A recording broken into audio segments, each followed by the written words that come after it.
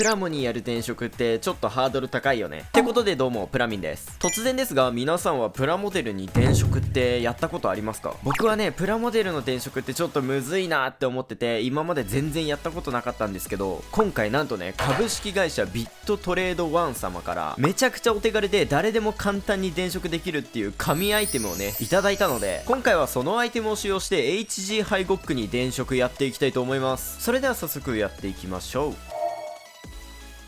はい、まずその電飾の神アイテムってなんだよっていうところから解説していくんですが、その商品はこんな感じで磁気スイッチのついた LED モジュールになってるんですね。では早速この LED モジュールがどんなものか見ていきましょう。取り出してみるとこんな感じで、本当に指の先ぐらいのサイズの小さいアイテムですね。で、裏側にはこんな感じでポケットがついてて、そこにボタン電池を入れて光らせるって感じ。ボタン電池も送ってくださったので早速入れていくんですが、送ってくださった時ボタン電池の在庫がなかったそうなので、これはね、他社製品らしいです。はい、それじゃあボタン電池を入れるとこんな感じでめちゃくちゃしっかり光るんですよ。小さめの LED チップなんで光としてはそんなに強くないかなって思ったんですけど、全然そんなことないぐらいめっちゃ光ってくれますね。そしてパッケージにね、磁石で点灯って書いてあるんですけど、何それって思うじゃないですか。なんとこういう普通の磁石をちょっと LED モジュールに近づけると、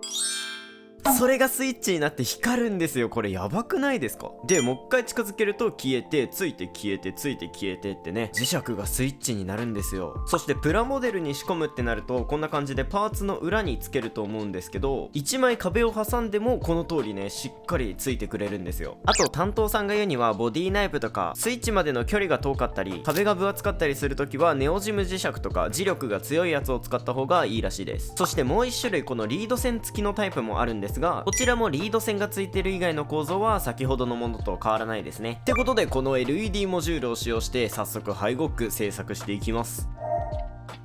ではまずこのハイゴックのどこに電飾していくか考えていくんですが、まずは絶対物合い、あとは背部に2機装備されているスラスター、最後にこのビームキャノンにも取り付けたいんですが、商品のサイズ的にここできるかちょっと怪しいです。では以上を踏まえて本体の加工をやっていくんですが、このキット自体そんなに新しいキットではないので、合わせ目とか色々手直ししたいところがあるので、まずはそういったところを加工していきます。では早速合わせ目消していきましょう。まず肩アーマーや脚部にとんでもなく目立つ合わせ目があるので、ここを接着剤で消していきます。で、まずこの脚部なんですが、接着してしまうとこの関節パーツが取り外せなくなってしまうので、まずはここの後はめ加工をやっていきます。まあ後はめ加工といってもここはめちゃくちゃ簡単で、関節パーツの後ろ側を切り飛ばすだけですね。大胆にカットして、ポリキャップもカットするとこんな感じ。これちょっとだけポイントなんですけど、真下にカットすると保持力下がっちゃうんで、斜めに切るのがおすすめです。たったこれだけでこの通り後はめ加工完了です。では合わせ目消したいパーツに接着剤塗っていきましょう。これね、接着剤塗るときちゃんとムニュって出ないと合わせ目消えないので、ビッタビタになるぐらい大量に塗った方がいいと思ってます。反対側にも塗ってちょっと時間を置いたら2回目塗っていきます。ここもビタビタに塗っていく。そして圧着。こんな感じでビタビタに塗るとめちゃくちゃムニュっと出てくるので、合わせ目失敗する確率がね下がるのでマジでおすすめです。脚部も同様にムニュっとさせたら、ざっと1日ぐらい置いておきます。ちなみに今回は電飾メインの動画なので、こういうあんまり目立たない合わせ目は放置してます。腕部にも合わせ目あるの忘れてたんで、これも消しておく。むにゅっとした部分がちゃんと固まったら、まずはデザインナイフで形を整える。その後ヤスリがけをするんですが、ハイゴックは曲面が多いのでスポンジヤスリで処理していきます。むにゅっと部分が完全に消えるまでめちゃくちゃヤスリがけして、ヤスリがけ終わった状態だとこんな感じ、跡形もなく消えてますね。そして肩アーマー裏側とかなかなか手が届きにくい箇所のヤスリがけは、スポンジヤスリをワニ口クリップにつけるとめっちゃやりやすいのでおすすめ。残りのこういう合わせ目は電飾を取り付けるときに取り外しできるようにそのままにしておきたいので、断落ち処理をしておきます。軽くモールドも彫り直して、電飾する箇所にどんな感じで LED モジュールを取り付けるかテストしていきます。まず物合いはこのクリアパーツの裏側にセットしたいので、 LED モジュールを入れるための隙間を作っていきます。マステで仮止めして取り付けてみたんですが、まだ全然はまらないので、このクリアパーツカットしちゃいいましょう。カットしてもはまらなかったんで、もう物合いの先端だけ切っちゃいます。これでようやくちゃんとはまりましたね。ちゃんとライトがつくかやってみると、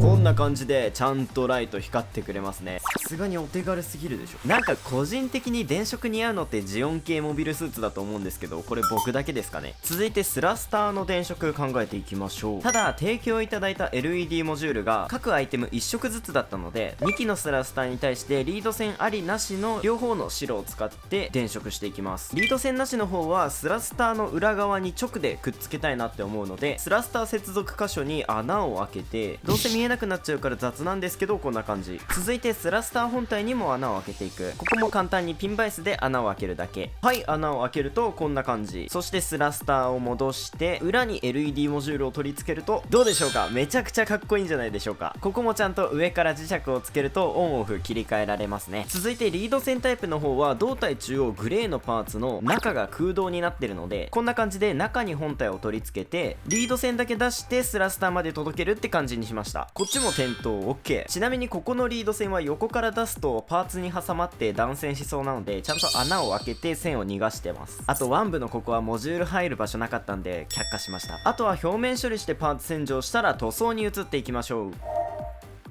今回使用していく塗料はこちら。ハイゴックのハイショックがめちゃめちゃ単純なんで塗料も少ないです。まず関節パーツはこのメカサフを使用して一気に色を塗っていきます。希釈率は塗料の玉が転がるくらい。このグレーのパーツとメカサフの色がほぼ同じだったんで、塗り切れてるか若干心配でしたね。グレーのパーツは全部こんな感じでベタ塗りして終了。続いて外装パーツ下地に黒サフを吹いていきます。本当は白サフで拭きたいなって思ったんですけど、肩アーマーの裏とか黒塗りしたい場所があったので、お手軽さをとって黒下地にしました。黒サフは吹いてる時一番分かりやすく色が変わるので楽しいですね。今回の塗装は結構ベタ塗りが多いので見るところあんまないですね。黒サフを吹き終えたら黒のままにしておきたい箇所にマスキングをしていきます。こういうパーツは本当に貼るだけでマスキングできるんですけど、ダクトとかはねちょっと大変なんですよね。では続いて外装に色をのせていきましょう。ホワイト、ブルー、インディーブルーの3色を混ぜていい感じの色を作っていく。ちなみに僕の朝食のやり方って分量測るとかじゃなくて本当に感覚でやってるんですよね。なんだかんだ最終的にいい色できるしいっかって思ってる。できた色をプラスチックスプーンに試し拭き。かなりいい色できたんじゃないでしょうか。では完成した色を全てのパーツに吹いてエアブラシ工程は完了。乾燥したパーツをクリップから全部取るこの瞬間ちょっと好き。そしてドキドキのマスキング剥がしタイム。剥がす時毎回うまくいってくれって念じながら剥がしてる。いややっぱマスキング剥がす瞬間気持ちいい。やっぱ黒下地で塗っといて正解でしたね。足裏も動力パイプもダクトも全部マスキング成功ですね。気持ちいいね。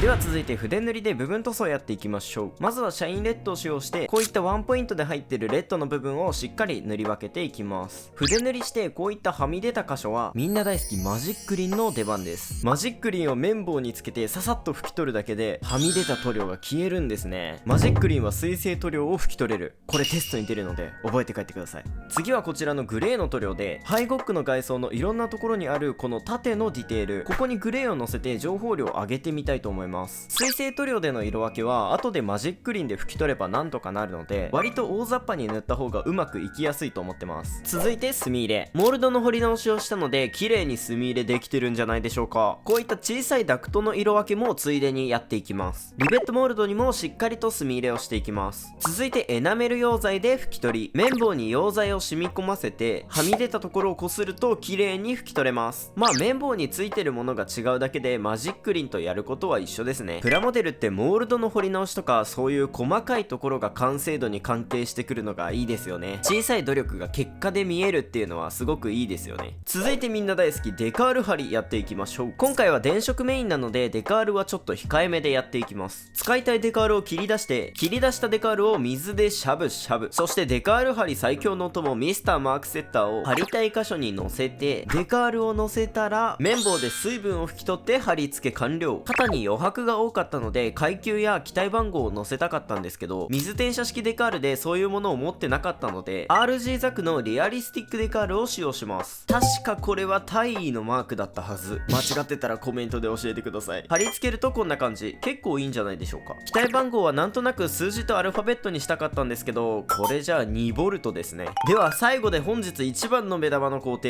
LED モジュール埋め込みやっていきましょう。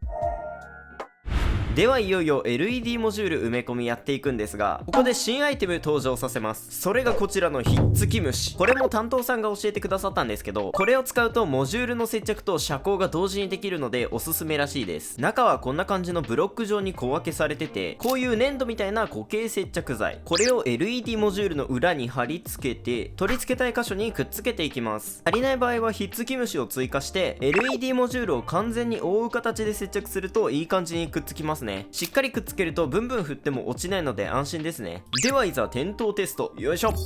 来た。光った。これめっちゃかっこいい。いや、やっぱ物合いが光ってるのってかっこいいですよね。このカメラが光を捉えやすい角度で撮影するともっとかっこいい。そして外装の上からでもしっかりと磁石でオンオフできて本当に便利ですね。これハイブスラスターも同様に貼り付けて、まずはリード線なしタイプ、しっかり発光してくれる。続いてリード線タイプ、開けておいた穴に線を通して、まずはモジュール本体を固定。そしたら LED チップの方にもひっつき虫を取り付けて、スラスター内部に取り付けして本体内部にしまったら、いよいよ完成です。